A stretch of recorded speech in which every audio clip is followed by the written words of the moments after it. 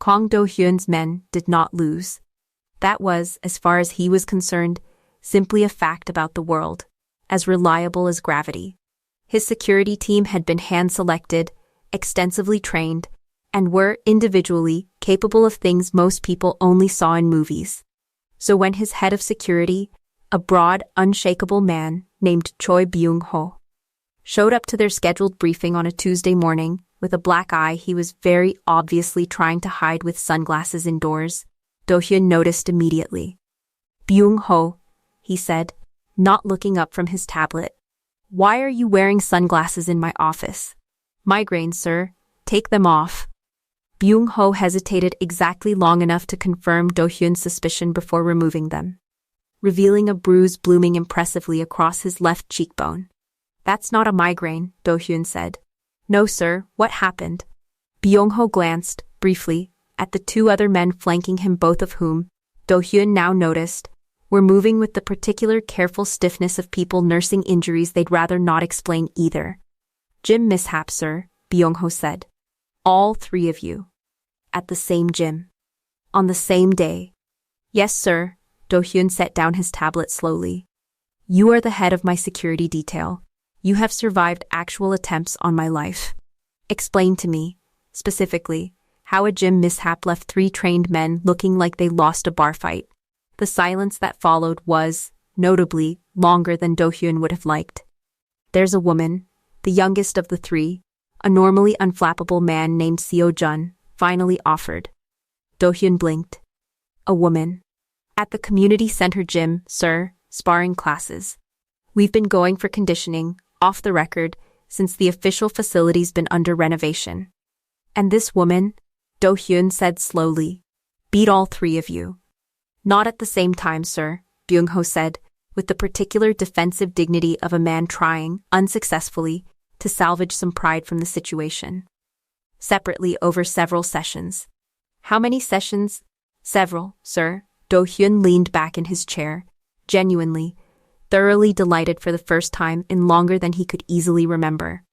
His security team, the same men who'd once disarmed an actual attacker twice their size without breaking a sweat, had apparently been quietly, repeatedly humbled by a single woman at a community center. "I need to see this," he said. "Sir, that really isn't necessary. I need to see this," Do-hyun said again, already standing, already reaching for his jacket, immediately. "Welcome. Everyone new here. Or back again. Doesn't matter, I'm glad you're watching. Drop your city or country below, always love seeing that. Now, before we go further, I need you to know this one is genuinely funny before it gets emotional, so buckle up. Because watching three trained security professionals get quietly wrecked at a community center is only the beginning. Subscribe if you don't want to miss where this goes. Okay, let's go watch this for ourselves."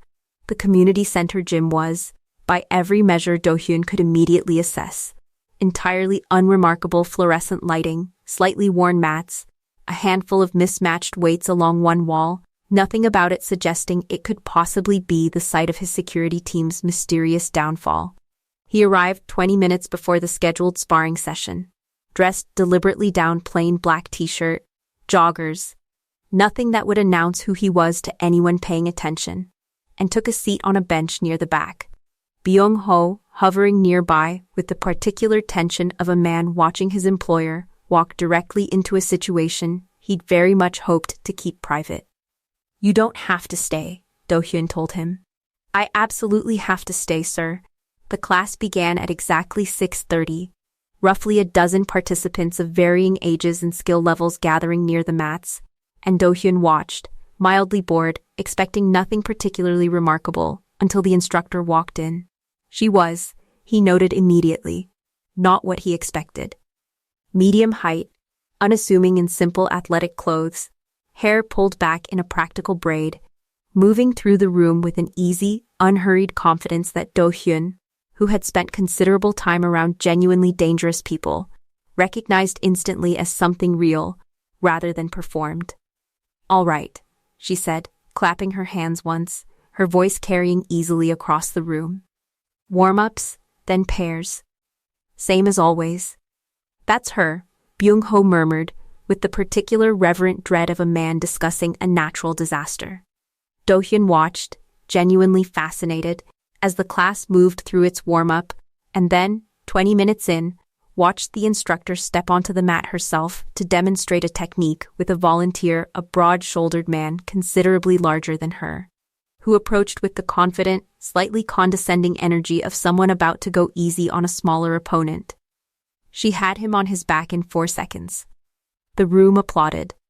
The man, to his credit, laughed good-naturedly, shaking his head as he got back up. "Again," she said. "Come at me properly this time. Nobody learns anything if you hold back to protect my feelings." He came at her properly this time. She had him down again in 6 seconds, slightly longer, though Do-hyun suspected that was generosity rather than difficulty. "Who is she?" Do-hyun said quietly, not quite a question. "Amara Solarin," Byung-ho said. "Runs this class 3 nights a week. Free, sir. No charge at all." "Free," Do-hyun repeated slowly, something shifting in his interest from simple curiosity into something more focused. Why would someone with that level of skill teach a free community class instead of running a private studio charging considerable fees? "I genuinely don't know, sir," Byung-ho admitted. "I was somewhat preoccupied, the 2 times I sparred with her, with not getting further embarrassed." Do-hyun watched Amara move through the rest of the class, correcting form, encouraging a visibly nervous older woman through a technique with genuine, unhurried patience, occasionally sparring briefly with different participants to demonstrate never showing off, never performing for an audience that clearly wasn't there, simply, methodically teaching. Near the end of the session, she glanced toward the back of the room, and her eyes landed, briefly, on Do-hyun. Something flickered across her face, not recognition exactly, since she had no reason to know who he was, but the particular sharp, assessing attention of someone clocking a new, unfamiliar presence in her space. She didn't approach him. The class ended, participants filtering out with warm goodbyes, and Do-hyun found himself, entirely against his own better judgment, walking toward her instead of leaving. "Miss Solarin," he said. She turned, wiping her hands on a towel, studying him with the same sharp, unhurried attention she'd given everyone in the room. "Can I help you?" "I understand you've been sparring with my security team," Do-hyun said. Something amused flickered behind her eyes. "Your security team," she repeated. "That explains why 3 grown men kept showing up looking like they were bracing for combat, rather than a beginner's conditioning class." "They're not beginners," Do-hyun said, something defensive entering his voice, despite himself. "They are here," Amara said, entirely unbothered. "Everyone's a beginner somewhere, Mr. Kong," Do-hyun said. "Kong Do-hyun." Something shifted, briefly, behind her eyes recognition, he suspected, though she gave nothing else away. "I see," she said simply. "Well, Mr. Kong, if you're here to complain about your men's egos taking a beating, I'd suggest a different gym. I don't soften technique for anyone, regardless of how important they think they are." Do-hyun found himself, genuinely, fighting a smile. "I'm not here to complain," he said. "I'm here because I'm curious." "About what?"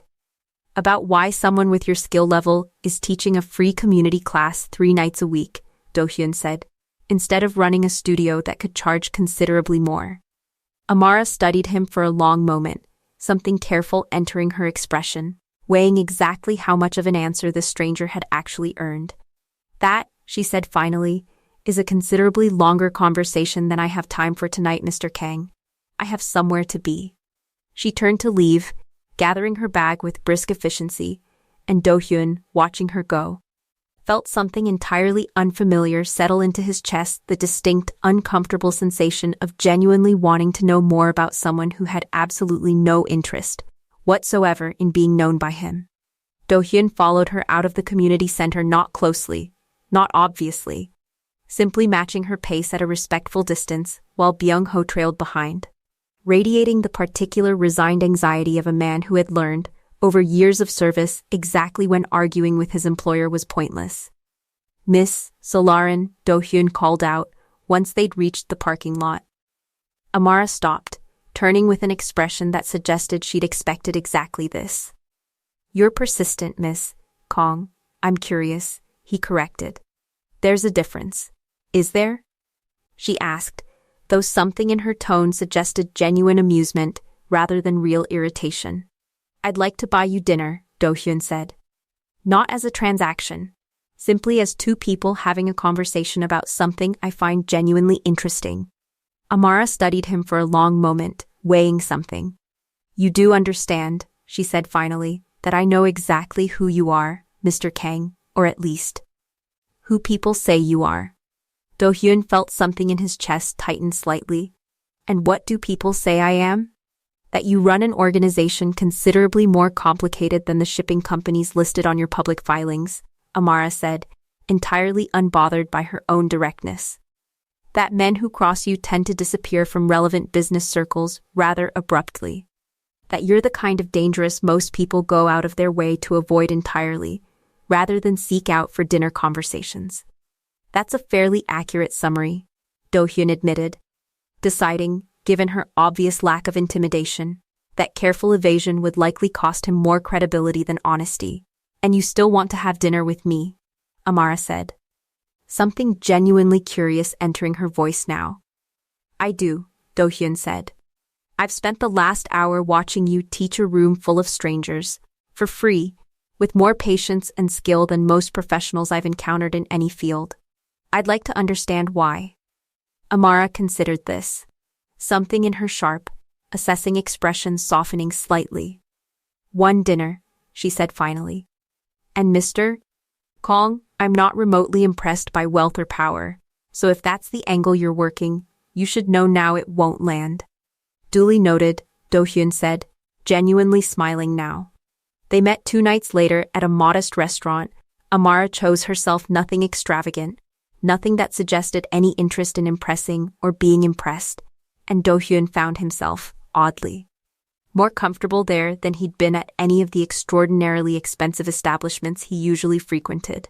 So, Amara said, once they'd ordered, you wanted to know why I teach for free. I did.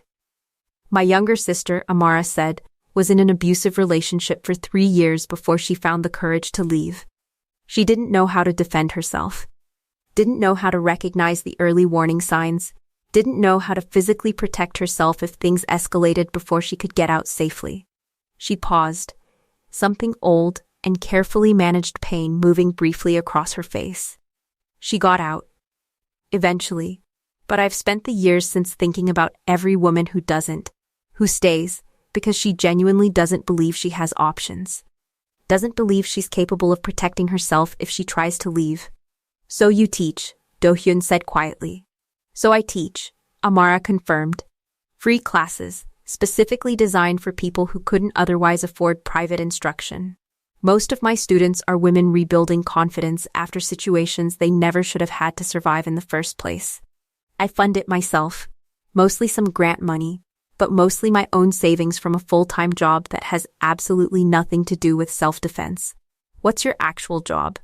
Do-hyun asked, genuinely curious now, watching her with an attention he rarely gave anyone. Physical therapist, Amara said. Sports medicine clinic. Days. Teaching here. Evenings. It doesn't leave much time for anything else.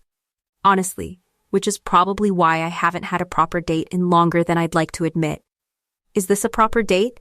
Do-hyun asked, something teasing entering his voice. This is dinner with someone I find professionally, cautiously interesting, Amara said, though the corner of her mouth was twitching now, betraying her own seriousness. Don't get ahead of yourself, Mr. Kang. Their dinners became a semi-regular occurrence over the following month, never scheduled formally. Simply happening whenever both their unpredictable schedules aligned, Do-hyun finding himself, increasingly, rearranging genuinely important business obligations to accommodate a woman who had made it consistently. Entertainingly clear she wasn't particularly impressed by his rearranging anything for her sake. You canceled a meeting with actual government officials for this, Amara said one evening, watching him check his phone with obvious guilt as a missed call notification appeared. That seems unwise, even for someone as apparently powerful as you. The meeting can be rescheduled, Do-hyun said. This can't. You're only free Thursdays. That's not romantic, Mr. Kong, That's just logistics. I contain multitudes, Do-hyun said, echoing a phrase he'd genuinely never used before in his life and had absolutely no idea where it had come from. Though it made Amara laugh, which felt, increasingly, like the primary metric by which he was evaluating his own success lately. It was during one of these dinners, 6 weeks into their careful, undefined arrangement, that Amara's phone rang with an urgency that immediately shifted her entire demeanor. "I need to take this," she said, already standing. She stepped outside, and Do-hyun watched through the restaurant window as her expression cycled rapidly through concern, then something sharper, more alarmed. Before she returned to the table, her face pale. "Everything all right?" Do-hyun asked. "One of my students," Amara said, her voice tight. "Her ex found out where she's been staying. He's outside her apartment right now, and she's terrified to call the police because of a previous incident where they didn't take her seriously. She was already gathering her things. I need to go." "I'm coming with you," Do-hyun said immediately, standing. "Mr. Kong?" "This isn't Amara," he said, using her first name for the first time, something urgent cutting through his usual careful composure. "You're going to confront a potentially violent man alone, in the dark, because official channels have already failed your student once. I have resources that can help. Let me use them." Amara studied him for exactly 1 second, weighing the urgency against her usual careful independence, before nodding sharply. "Fine, but you follow my lead completely. This isn't your world to control, Do-hyun." They arrived at the apartment complex 12 minutes later. Byung-ho and 2 additional security personnel Do-hyun had called en route already positioned discreetly nearby, and found a man pacing angrily outside a ground-floor apartment, shouting toward a closed door with the particular escalating aggression of someone building toward something dangerous. Amara moved toward him immediately, calm and controlled despite the obvious tension, positioning herself between the man and the apartment door with practiced, deliberate ease. "Sir," she said, her voice carrying easy, professional authority, "I need you to step back from this door." "Who the hell are you?" the man demanded, turning his aggression toward her instead. "Someone who's about to make this considerably worse for you if you don't calm down," Amara said, entirely unbothered by his obvious anger, her posture shifting subtly into something Do-hyun recognized. With sudden clarity, as genuine readiness. The man took a step toward her, and Do-hyun felt every protective instinct in his body surge forward before Amara, without any visible effort, without any dramatic buildup, simply, calmly redirected the man's momentum and had him face down on the pavement in considerably less time than it had taken Byung-ho to lose their first sparring match.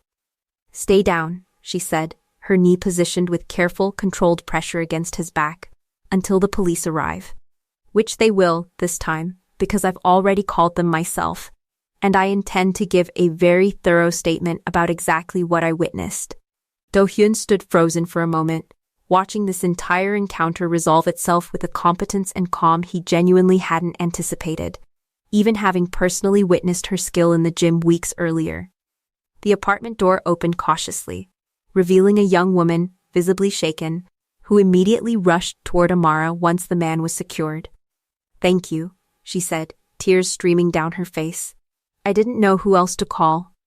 "You did exactly the right thing," Amara said gently, her earlier fierce authority softening completely into warmth as she embraced the trembling woman. "You're safe now." Do-hyun watched this transformation, the same woman who'd just efficiently, calmly subdued a genuinely dangerous man now offering pure, patient comfort to someone frightened, and felt something in his chest settle with absolute, undeniable clarity. Whatever careful, undefined thing had been building between them these past 6 weeks, he understood now, watching her hold a stranger together with the same fierce protectiveness she'd shown throughout this entire encounter, was no longer something he could pretend was simply curiosity. His phone buzzed. Byung-ho, standing several feet away, having clearly been coordinating with actual police dispatch. "Byung-ho, sir. Local police are 3 minutes out, but I think you should know I just recognized the man. He's connected to Jong Sung-min's organization. This isn't a random domestic incident. I don't think this was coincidence." Do-hyun read the message twice, the easy warmth of moments earlier collapsing rapidly into cold, focused alarm. "What is it?" Amara asked, noticing his expression shift as she finished settling her student with a cup of tea one of the neighbors had brought out. "The man you just subdued," Do-hyun said carefully, "is connected to a rival organization. Jang Seung-min's people." Amara's face went still. "You're saying this wasn't actually about my student's ex-boyfriend?" "I don't know yet," Do-hyun admitted. "It's possible it's simply an unfortunate coincidence that this man happens to have connections to Seung-min's world independently of tonight's incident. But given everything happening between our organizations recently, I don't think I can afford to assume that's true."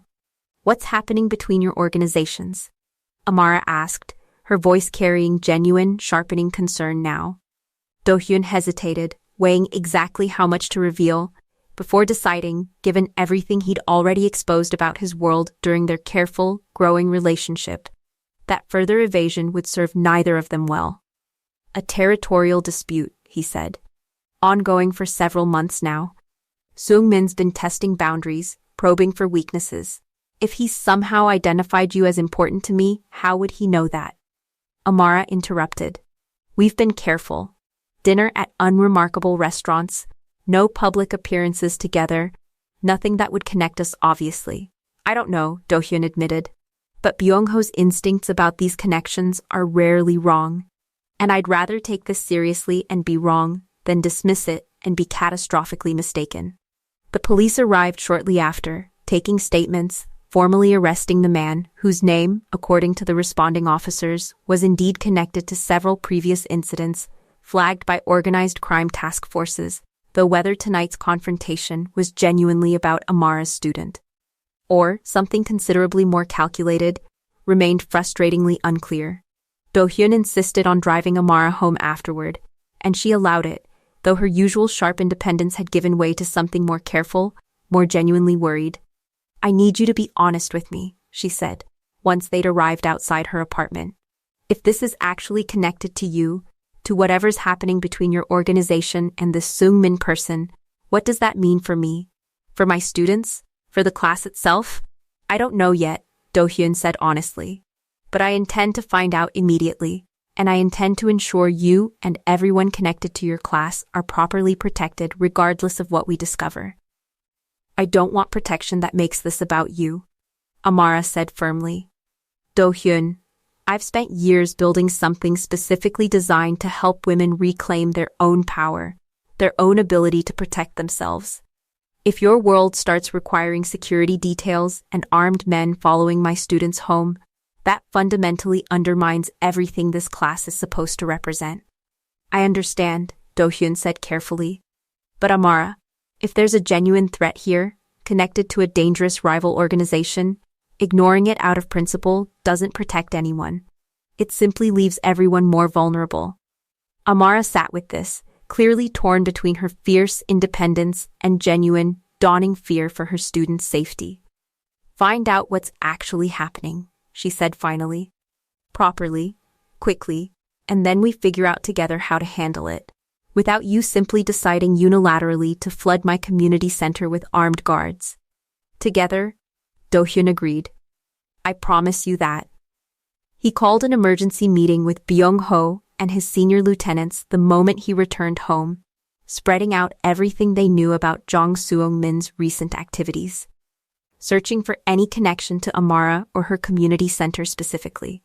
"Here," Byung-ho said, 3 hours into the investigation, sliding a document across the table. "Financial records connected to the man arrested tonight. He's received several payments over the past month from a shell account we've previously traced back to Seung-min's organization." "For what purpose?" Do-hyun asked. "Surveillance, most likely," Byung-ho said grimly. "The payments started roughly 6 weeks ago." Do-hyun's stomach tightened. 6 weeks ago is when Amara and I started having dinner together regularly." "I believe so, sir," Byung-ho confirmed. "I think Seung-min's people identified your growing connection to Miss Solarine and rather than approaching you directly, decided to test whether creating a crisis involving someone you clearly cared about might create exploitable leverage, or simply gather intelligence about how you'd respond to a personal threat. using her actual student's abusive ex-boyfriend as cover, Do-hyun said slowly, understanding settling over him with cold, furious clarity. Manipulating a genuine, existing danger to create a scenario specifically designed to test my reactions. It appears so, sir, Byung-ho said. Do-hyun sat with this, fury and fear tangling together as he processed exactly how calculated, how deliberately cruel this manipulation had actually been, using a genuinely vulnerable young woman's real trauma as a testing ground for organizational leverage. He called Amara immediately, despite the late hour. I need to tell you what we found, he said, the moment she answered. He explained everything: the shell account, the timing, the calculated manipulation of her student's genuine crisis for Seung-min's own strategic purposes, and listened as Amara's breathing grew increasingly tight on the other end of the line. They used her, Amara said finally, her voice shaking with barely controlled fury. A woman who was already terrified, already vulnerable, and they turned her real danger into some kind of test for you. Yes, Do-hyun said grimly. And I am so sorry, Amara. This happened because of my world, because of my growing connection to you, regardless of how careful we thought we were being. I'm not interested in apologies right now, Amara said, her voice hardening. I'm interested in making sure this never happens to any of my students again. What do you actually intend to do about Seung-min? Do-hyun considered the question carefully, understanding that whatever answer he gave now would fundamentally shape not just the immediate crisis, but everything that came after between them. I intend to end this, he said finally, quiet and absolutely certain. Not simply contain it. End it, completely, so thoroughly that Seung-min never again considers using anyone connected to me as leverage in his territorial games. The confrontation with Jong Seung-min happened 3 days later, arranged through careful, tense back-channel negotiations. At a neutral location both organizations had used before, for exactly this kind of delicate, dangerous diplomacy. Do-hyun arrived with Byung-ho and a full security detail, though he'd made a specific point of leaving Amara entirely uninvolved in the actual confrontation itself, despite her initial, fierce insistence on being present. This isn't your fight to have directly, he'd told her the night before. Not because I don't trust your capability, Amara, because Seung-min needs to understand clearly that targeting you was a mistake with consequences that come from me, not a negotiation he gets to have with you present. Seung-min was already seated when Do-hyun entered, a lean, sharp-featured man in his 50s, radiating the particular confident menace of someone who'd built his reputation through calculated cruelty, rather than open conflict. Do-hyun, Seung-min said, gesturing to the seat across from him without rising. I confess, I'm curious what prompted this sudden meeting request. You had a woman surveilled, Do-hyun said, sitting, his voice carrying none of the careful diplomatic warmth he usually deployed in exactly these kinds of negotiations. You manipulated a genuine domestic violence situation, endangering an already vulnerable young woman, specifically to test my reaction to a threat against someone I care about. Something flickered across Seung-min's composed expression, not quite denial, more careful calculation. I'm not sure what you're referring to. Don't, Do-hyun said flatly. I have the financial records connecting your organization directly to the man who was arrested. I have the timeline. I have everything I need to understand exactly what you did, and I'm not interested in wasting either of our time pretending otherwise. Seung-min studied him for a long moment, something shifting behind his careful expression. You've grown careless, Do-hyun, developing an attachment significant enough that I could use it as leverage without even directly threatening you. That's a vulnerability I'd be foolish not to explore.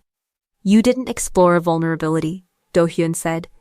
You endangered an innocent woman's genuine safety, manipulated a domestic violence crisis for strategic leverage, and put an entire community of women who trust Amara's classes at risk, simply to see how I'd respond. That's not strategic exploration, Seung-min.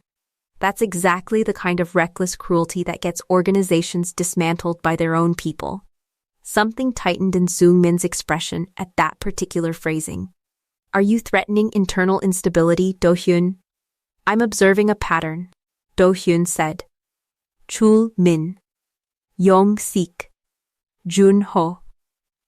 Tae-woo, every single leader in this city who's decided that targeting innocent civilians, particularly women connected to men they're negotiating with, represents clever strategy rather than reckless cruelty. Every single one of them has ended up losing their own organization's confidence within weeks of that decision becoming known. He met Seung-min's eyes steadily. I wonder how your own lieutenants will feel once they understand exactly what you authorized this week. Seung-min's composed expression finally, visibly cracked, genuine alarm flickering behind his careful calculation. You're threatening to expose this internally. I'm informing you, Do-hyun said, that I already have. Discreetly, through channels that don't trace back to me directly. Several of your senior people are already aware of exactly what happened, and exactly why. I'd suggest, strongly, that you consider how quickly that kind of information tends to erode loyalty, particularly among men who joined your organization believing they were serving something more disciplined than reckless personal vendettas. The room fell silent, Seung-min visibly processing the full scope of what Do-hyun had just revealed, that the leverage he'd attempted to create had already, quietly, been turned entirely against him. What do you actually want? Seung-min asked finally, his voice carrying considerably less confidence than it had 10 minutes earlier. Complete withdrawal from any operation connected to Amara Solarin, her students, or her community center, Do-hyun said. Permanently, and a formal, private acknowledgement, delivered to me directly, of exactly what you authorized and why, as insurance against any future attempt at similar leverage. Seung-min considered this, weighing his rapidly diminishing options with visible, uncomfortable calculation. Agreed, he said finally. On both counts. Good, Do-hyun said, standing, because Seung-min, if anyone connected to your organization comes within 100 meters of that community center again, for any reason, I won't simply inform your lieutenants discreetly. I'll ensure the entire city understands exactly what kind of leader endangers vulnerable women for strategic games. And I suspect that particular reputation would prove considerably more costly than losing our current territorial dispute. He left without waiting for a response, Byung-ho falling into step beside him, and found himself, once outside, immediately calling Amara. It's handled, he said, the moment she answered. Seung-min's withdrawn completely, permanently, from anything connected to you or your students. There was a long, relieved exhale on the other end of the line. How? I made it considerably more costly for him to continue than to stop, Do-hyun said. Without violence, without escalation. Simply consequences he genuinely couldn't afford. Thank you, Amara said quietly, for handling this the way you did. For not making it about proving your own power, but about actually protecting my students. That's what mattered, Do-hyun said simply. There was a pause, comfortable rather than tense, before Amara spoke again, her voice carrying something more vulnerable than her usual sharp confidence. Do-hyun, she said slowly, I need to tell you something. These past few days, watching how seriously you took this, how much you prioritized my students' actual safety over your own organizational pride, I think I've fallen for you. Somewhere between the sparring classes and this entire terrifying ordeal, despite every instinct telling me getting involved with someone in your world was an objectively terrible idea. Do-hyun felt something in his chest loosen completely. 6 weeks of careful, growing feeling finally, mutually spoken aloud. I've felt the same way since that first dinner, he admitted. I was fairly certain you'd never actually say it, given how thoroughly you've resisted every romantic gesture I've attempted. Don't get used to it, Amara said, though genuine warmth had entered her voice now, unmistakable and real.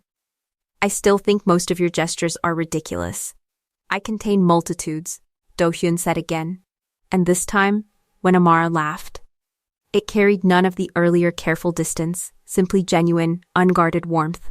3 months later, Do-hyun stood at the edge of the community center gym, watching Amara lead a considerably larger class than the one he'd first witnessed word having spread, quietly through the neighborhood about a free self-defense program run by an instructor who apparently, according to increasingly exaggerated rumors, had once single-handedly taken down 3 trained security professionals and a dangerous criminal associate in the same month. "You're staring again," Amara said, appearing beside him during a water break, sweat and genuine satisfaction visible on her face. "I'm allowed to stare at my own girlfriend," Do-hyun said. "You're allowed to stare at your business partner in the newly funded Community Safety Initiative," Amara corrected, though the correction had, by now, become something of an affectionate ritual between them rather than genuine pushback.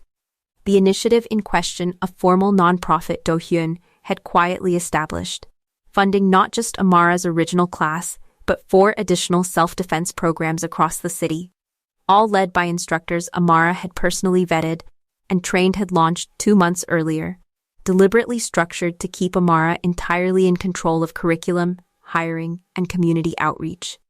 With Do-hyun's role limited strictly to funding and, when genuinely needed, security consultation. Byung-ho's actually gotten better, Amara observed, watching the head of security work through a technique with a nervous new student. Considerably more patient now than his first, humbling sparring sessions months earlier. "He's a good teacher, honestly, once you get past his ego." "Please don't tell him I heard that," Do-hyun said. "He's been insufferably proud of his natural teaching ability since you asked him to help with the advanced class." "I'll tell him whatever I want," Amara said. "I'm still undefeated against him in actual sparring, regardless of how good his teachings become." Do-hyun laughed, genuine and unguarded. Watching her return to the mat to correct a student's stance with the same patient, focused attention she'd shown from the very first class he'd witnessed. Later that evening, once the class had wound down and the last students had filtered out, Do-hyun found Amara sitting on the edge of the mat, methodically wrapping her hands, the particular quiet, focused ritual she performed at the end of every session. "I have something to ask you," he said, sitting down beside her. "That sounds ominous," Amara said, echoing, without either of them realizing it, words spoken in an entirely different story. Months earlier, in an entirely different city. "It's not," Do-hyun said. "Or, I hope it isn't." He pulled a small box from his jacket pocket, not elaborate.